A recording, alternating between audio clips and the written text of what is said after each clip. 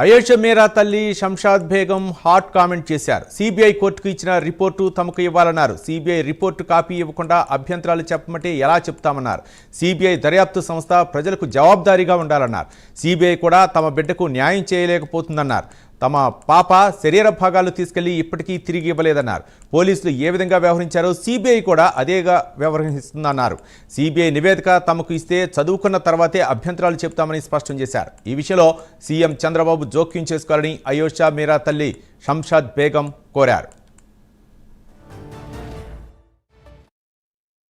June 20న మాకు June 20వ తేదీన CBI వాళ్ళు కేసు ముగిసింది అని చెప్పి సీల్డ్ కవర్లో హైకోర్టుకి అని సిబిఐ కోర్టుకి ఇచ్చారండి. అయితే ముగిసిన తర్వాత 3 months అయిపోయింది ముగిసి కూడా. 3 months తర్వాత ఒక నోటీస్ పంపించి ఆ నోటీస్లో ఫలానా వ్యక్తి ఉన్నారు, ఆ సెక్షన్స్ ప్రకారంగా మేము పెడుతున్నాము, మీకేమైనా అభ్యంతరం ఉంటే తెలియజేయండి అన్నారు. మాకు అసలు మొదటి నుంచి అభ్యంతరం ఉంటూనే ఉంది. అయినా ఆ సీల్డ్ కవర్లు యాక్చువల్ గా లా ప్రకారంగా హైకోర్టుకి సిబిఐ కోర్టుకి ఇచ్చిన తర్వాత యాజ్ ఎ పేరెంట్స్ గా బాధితులుగా మాకొక కవర్ ఇవ్వాలి.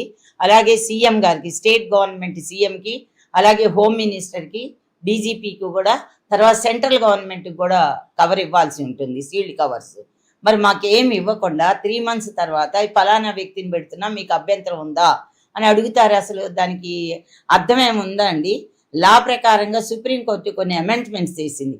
బాధితులు ఎవరైతే ఉన్నారో వాళ్ళకి తప్పకుండా కవర్ ఇవ్వాలి, వాళ్ళ బాధితులది కూడా మీరు వర్షన్ తీసుకోవాలని చెప్తున్నా కూడా ఓ పక్కన మా వర్షన్ లేకుండానే వాళ్ళంతటా వాళ్ళే పోలీసులు ఏదైతే చేశారో వీళ్ళు కూడా అదే చేస్తున్నారు. జూన్ 20